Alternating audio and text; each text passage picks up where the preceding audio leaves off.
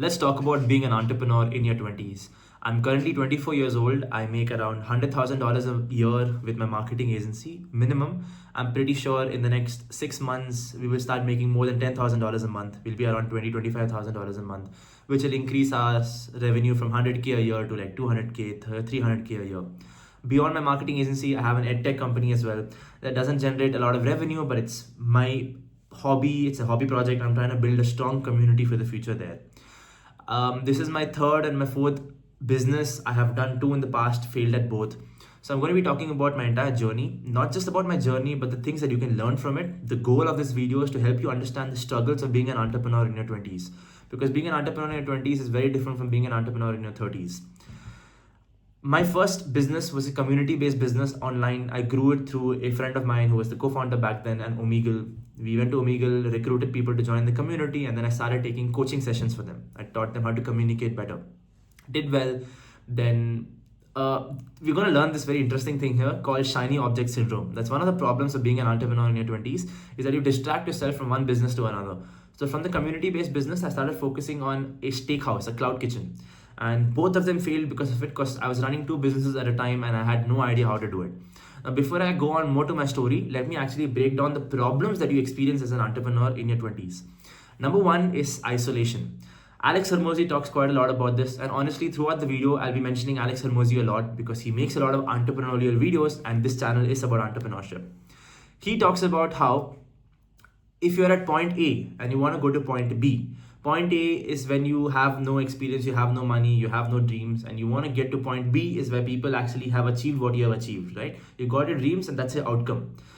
Problem is, people at B never take you seriously because you haven't reached there. So you can't really have network there, you can't really be friends with them. But the problem is also the fact that you can't spend time with A because A is not where you want to be, you want to be at B. And during the phase between A and B is the phase of isolation. This is where entrepreneurs feel a lot of lonely. It's called lonely epidemic. You're alone, you have no idea what you're doing, and you're struggling constantly, and no one is there to help you. You're all alone. The problem here goes on further is that this isolation period doesn't just last for a few months. It could last for a few years and even a few decades, depending on your goals and ambition, depending on the sacrifices you make. And this phase is very hard to deal with, especially in your young adult between 20 to 30, because here you have a lot of friends who are actually going out, traveling the world, getting married, celebrating things, having a good time with their life, and you are not able to do any of that because you're constantly grinding in tunnel vision and working towards your goals. So it's very important here for you to fortify your mind. The more you fortify your mind, the more you can deal with this isolation, because if you don't do that, you will break down. And here, another issue is the fact that you're not just dealing with isolation, you're dealing with isolation during a phase where you're building businesses, you're focusing on revenue, you're focusing on bills, you're focusing on recruitment. Now, if you follow my channel, you know there's a lot that goes into being an entrepreneur. And while doing all of that, you somehow have to fortify your mind. And to fortify your mind, you have to meditate, read books, get therapy, take care of your health, eat healthy, sleep well. Doing all of this while trying to scale a revenue and dealing with isolation gets really tricky. And you are stuck between all of them. So this phase will be the hardest phase of your life, and you have to accept that as an entrepreneur. Number two, coming to my point of why I failed my first two businesses, is shiny object syndrome. As a young adult, and I'm 24 now, even to this day I deal with this problem, but I've gotten better at dealing with it simply because I have more resources. But as a young adult, you have this big issue of wanting to do new things. If you're in trading in stocks, you want to do crypto. If you're in crypto, you want to do NFT. If you're running one business, you want to start another business. If you're running an agency, you want to start software. If you're doing software, you want to start an agency. There's always something new for you to start. The problem is, every time you start something new, you have to start from zero. And another problem to that is the fact that you don't just start from zero, you're also taking attention away from what's already working and going towards something that you have never tested before. So what's already working stops working, and what you've started new might or might not work. And this is one of the reasons why I failed my first two businesses, is because of shiny object syndrome. And this again comes back to the fact that you have to fortify your mind, because you keep getting distractions as a young adult. There are so many opportunities around you, so many friends are trying so many new things, and you want to do everything because you see opportunities in everything.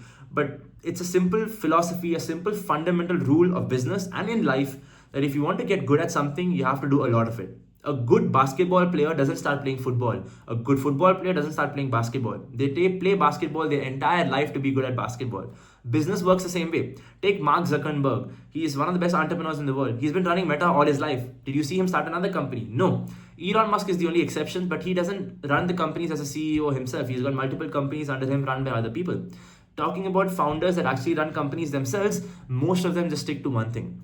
Then there's this concept called emergence. Emergence is when you do something long enough and you build enough complexity layers that new things emerge out of it, right?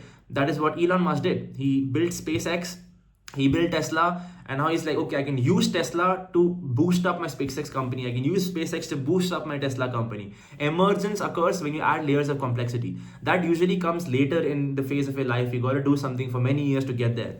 Until then, I would strongly recommend all of you watching these videos, if you are a young entrepreneur between your 20s and 30s, keep in mind, stick to one thing and do it really well for a very long time. The more you distract yourself, the more you lose money and the longer your timeline becomes to achieve your dreams. So you, as a young entrepreneur in your 20s, have to deal with shiny object syndrome and try to avoid it as much as possible. Now I'm going to structure this video as much as I can because I can talk about this for hours. I've been doing this for 7 years. I've been an entrepreneur for a while. I started when I was 17 or 18. So there's a lot I can talk about, but I'm structuring it to 3 main points. Number 1 was isolation, and you have to fortify your mind to deal with it. Number 2 is shiny object syndrome, where again, you have to fortify your mind to deal with it. And the third thing is your definition of failure completely changes. Now I'm going to explain this in 2 ways. One is game levels, which is something which Alex Hermosi talks about. And the other is simply to the fact that a definition of failure just completely changes. As an entrepreneur, your goals are big, your ambitions are big.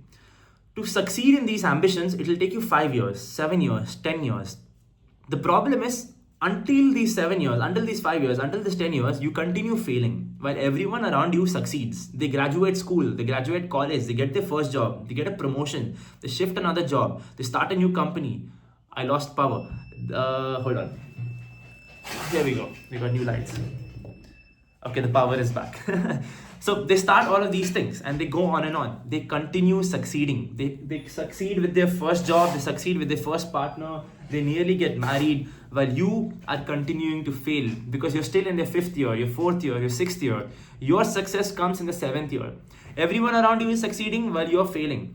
And this becomes a serious problem. You might understand that the last succession that you get, the last success is all you need to make a lot of money because it's a 7-year journey and you will make real money on the 7th year. That's usually how businesses work. You have exponential growth on the last year of your business. And it's not the last year, you continue working. I'm just talking about a timeline. But anyone else that does something less risky, they get to their wins much faster because their wins are smaller. So someone with smaller wins compares to you, someone with bigger wins, all they see is you failing. Now you as an entrepreneur, because you're consuming these videos and you're a competent founder, understand this. But people around you don't. Your family doesn't, your partner doesn't, your colleagues don't. No one around you actually understands what you're working towards. They don't understand that you have to get your success to your failures and there's no other way. They only see you failing and they start passing judgments for it. Again, here you have to fortify your mind. If you don't do that as a young entrepreneur, it's going to become really tough, especially in a country like India, where entrepreneurship is a very new thing. It's pretty recent. People only see you fail and they're very confused with what you're doing. So please fortify your mind. A second way of understanding this is something I personally love a lot, is levels in game. Alex Hermosi talks about this, but I'm not sure how he explains it. I explain it through different levels in game. I am an avid gamer. I play a lot of games. Level 1, when you start a new game, is usually confusing and tricky. You have no idea what you're doing. You're figuring out your controls, you're figuring out your weapons, you're figuring out your inventory, and you play it. You play level 1, level 2, level 3, level 4. By level 5, you learn a harsh reality. Now in the game, this doesn't feel a lot because it's fun. You learn that level 5 is harder than level 1. It doesn't get easier with time, it gets harder. Even though you've mastered the controls, even though you've understood the game mechanics, even though you have strong weapons and inventory, the game still gets harder and harder. That's called progressive overload. Business and life works the same way. Just because you are in an industry for a very long time, that does not make it any easier. It gets tougher and tougher, and you have to accept this harsh truth. The trick here and the advantage here is when you're at level 100, it's very tough, right? But at level 100, when you load level 1 becomes a piece of cake. It honestly feels unfair for the game to even deal with us because of how easy it is for us to deal with level 1 with all the information, all the knowledge and all the experience. That is why some of the most richest people on the planet are in their 40s and 50s and 60s. is because they start businesses that late after going through all of these experiences and gaining a lot of knowledge. When you compete with someone in their 40s as a 20-year-old entrepreneur, it's very difficult. They're at level 100 doing the same thing you are doing at level 1. It's very different. So keep that in mind. Every time you fail, you might not make a lot of money, but you still gain experience. And when you do the same thing over and over again, with time it becomes really easy. And that is why my third and my fourth businesses are doing really well today.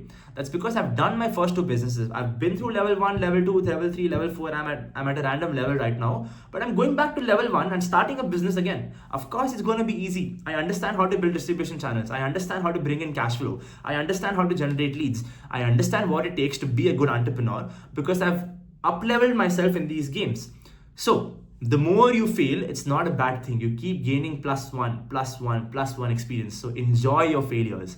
Now you combine these three things. This is the most crucial fundamentals of being an entrepreneur in your 20s. And if you deal with this well, you will go to your 30s very rich.